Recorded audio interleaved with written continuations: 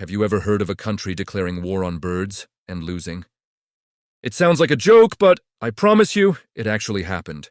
Grab your popcorn because today we're diving into one of the weirdest, most bizarre chapters in military history, Australia's Great Emu War of 1932. So picture this, it's post-World War I Western Australia. Thousands of veterans have been given land to farm wheat. Things are tough. The Great Depression is hitting hard, and then a new enemy appears on the horizon. Not a foreign army, but a massive, feathery one. We're talking about 20,000 emus. Yes, 20,000.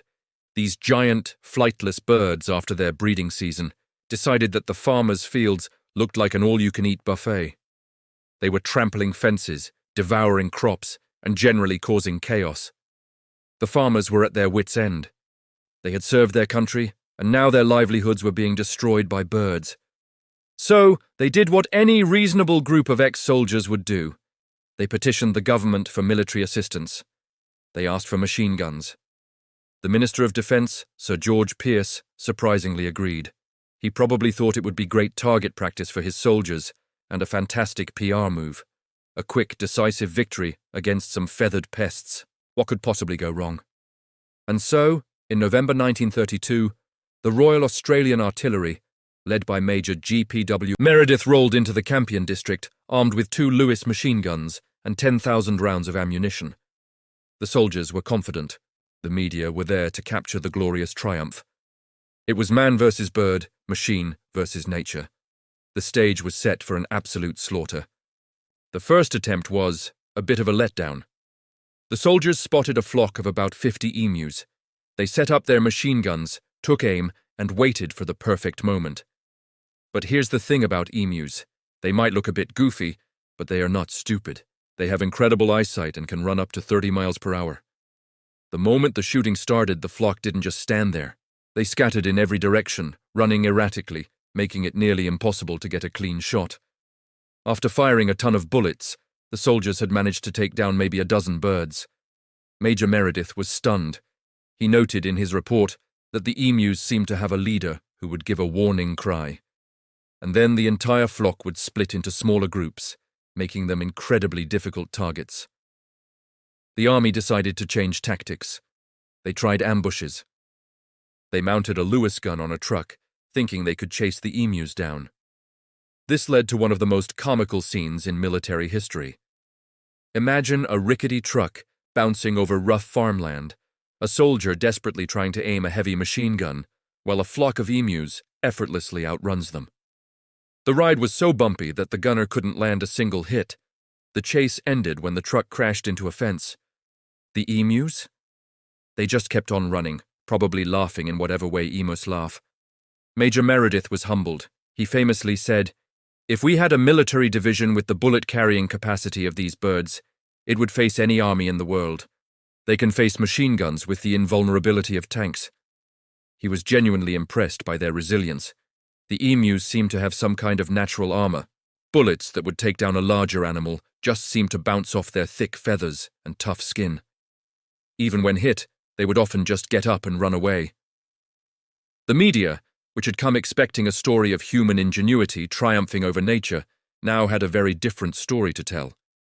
Headlines started appearing that were less than flattering. The operation was turning into a national embarrassment. The public started to question the whole thing. Was this really the best use of military resources? Weren't these birds just trying to survive? Reports of the war made it sound more like a cruel and pointless massacre than a strategic operation.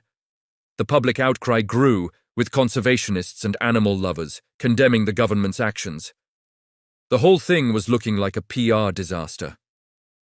After just a few days and thousands of rounds of ammunition spent, the official count was depressingly low. Reports vary, but it's estimated that fewer than 100 emus were killed in the first attempt. The military had been thoroughly outsmarted and outmaneuvered by a bunch of birds. Major Meredith and his men were recalled in mid-November. The emus had won the first battle, but the farmers were still desperate. The emus, now probably feeling pretty smug, went right back to their crop-destroying ways. The farmers pleaded for the army to return, and surprisingly, the Minister of Defence agreed to a second go. This time, the military claimed to be more successful, reporting around 986 kills with nearly 10,000 rounds fired. But even with this supposed success, it was a drop in the bucket. Remember, there were 20,000 emus. The military was using almost 10 bullets to kill one bird. It was incredibly inefficient. By December, the government had had enough. The public ridicule, the high cost of the operation, and the sheer ineffectiveness of it all led them to pull the plug for good. The Great Emu War was officially over. And the emus? They were the undisputed victors. The legacy of the Emu War is fascinating. It's become a running joke, a classic Aussie tale of underdog triumph, or in this case, underbird triumph. It's a story that gets told and retold, often with a good laugh. It's been featured in memes, video games, and even spawned a musical. It's a perfect example of how sometimes the most well-laid plans can go spectacularly wrong, especially when you underestimate your opponent. But what about the crop damage? Did it stop? Not at all. The emu problem continued for years. So, what was the solution? Not machine guns, but better fences.